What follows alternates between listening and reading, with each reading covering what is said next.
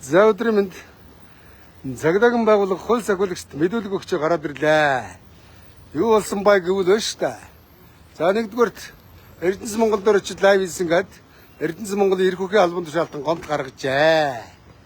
Би фэйсбүүк дээр үс бодлоо илэрхийлэх нь хэнд ч падаггүй.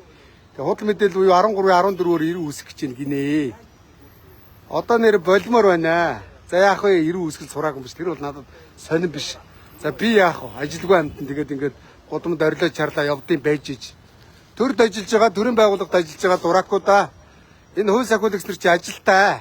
Намайг дуудаж мэдүүлэг тайлбар аавна. Бичгийн заасан дээр бичнэ, компьютер дээр бичнэ, хэвлэн, принтерийн ор, эднэрийн цаг. Хууль сахиулагч нар өнөөдөр гэмтэргийн араас явах хэвээр. Орон байрны хулгай, дээрэм танка, тонол, хүчингийн гэмтэрэг, гэр бүлийн гүширгэллийн араас явах хэвээр болохоос албан тушаалтнуудын араас явдаг байгууллага биш. Үг дааж чадахгүй төрийн байгууллагад ажилтгаа бол ямар гонжисэн гонжирдаг хулгайчуд бай. Ашгүй үндсэн хуулийн зэсээр худал мэдээлэл буюу 13-14-г баахгүй болгож байгаа юм байна. Яадг аржилсан оронд дуртаад гуцаад явж илвэг, хэлж илвэг үг дааж чадахгүй зайлах хэрэгтэй шүү дээ. Гонжигнаад.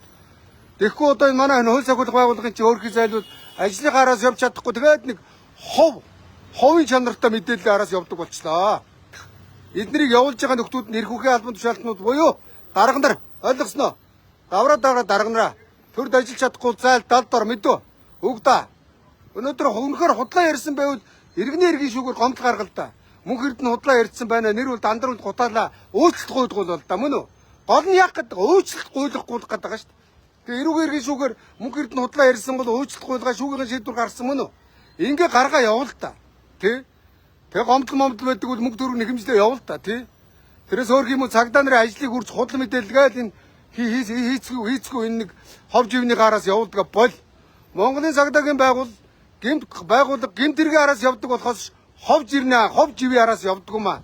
Төрхий зайлуу сайн надаас мэдүүлэг авсан хоёр байцаагч маань ахаа үнэхээр тэртэй юм өө тэг одоо мэдүүлэг авсан болоо тэгээд одоо эний чинь хаах саналтаа явуул. Угаасаа би бодоход Эрдэнэс Монгол дөрчөөд би хинэж иргэж өрчөөгүй шүү дээ. Үс бодлоо илэрхийлсэн шүү дээ мөн үү? За тэгээ хууль зүйн яамн дээр гоног үлээ. Энэ Далчгарт аймка буюу уулуурхай яамн дээр очсон. Нэг авгаа гараад ирсэн. Хин гарч ирсэн тэр нэг балаа авгаа. Тэр бас гомд гаргасан гинэ. Ингээ хоёр байцаагч мэдүүлэг өглөө. Яана миний цагдаа нар өнөөдөр биш гэмтэргийн араас явмаар байна. Эдгээр чинь завгүй байна. Би эднийг үгүйсэхгүй.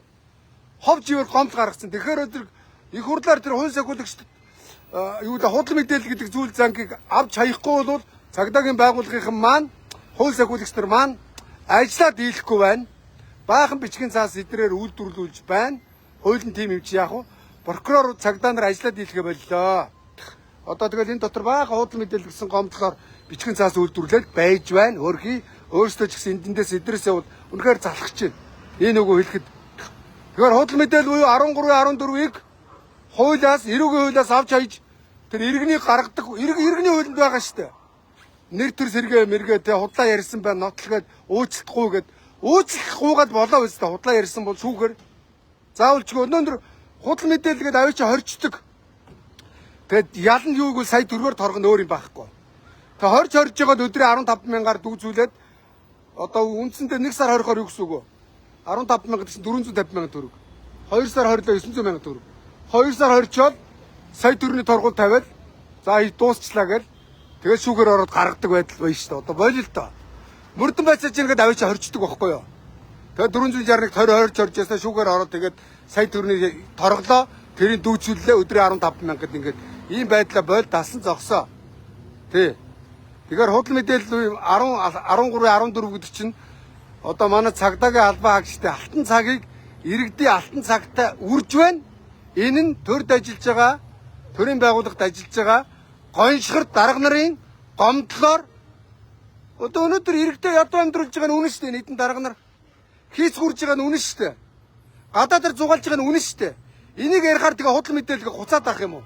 Бидгээ давраад байгаа заа ёо. Дарга нараа ойлгосон уу?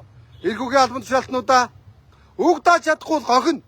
Иргэдээс үг дааж чадахгүй төрийн албанд битгий ор зайл годмондоо гар над чиг тэгээ годмонд орилоо явж байгаа мэдөө.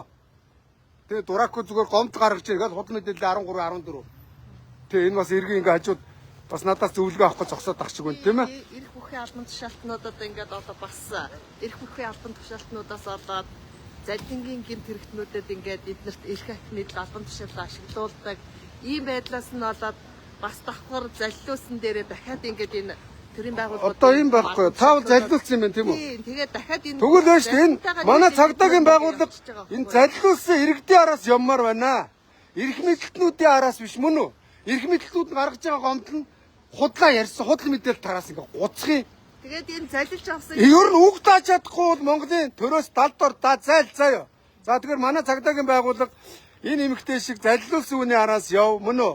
Орон байрны хулгайчдын араас яв. Гэр бүлийн хүч хэрхийлэгчдийн араас яв. Тэр садар самун зохион байгуулдаг гэмт хэрэглээдүүдийн араас яв. Тэ өөр юу гэлээ? Заллингийн гэмт хэрэгийн араас явах хэрэгтэй болохоос ашиглаад бас ард иргэдтэйгээ дахиад ингээд давхар хохроогоод яваад байдаг. За юм байна. Энэ хэрэг өөрөө миний саналаар ингээд миний лайвд орох гэж зогсоод байгаа юм тийм ээ. За тэг гомд гаргаа яв. За яв.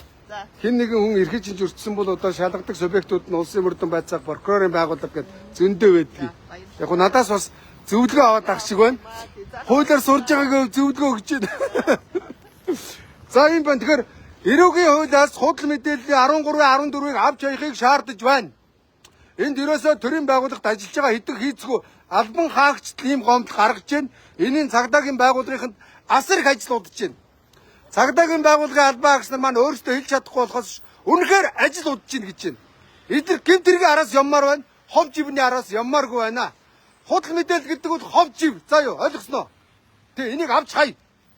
Үнэхээр хүн худлаа гүтгсэн бол хуучин иргэний журмаар гомдол гаргадаг байсан. Иргэний шүүхэд ханд өөр юм байхгүй. За юу. За юм байна түр баяртай.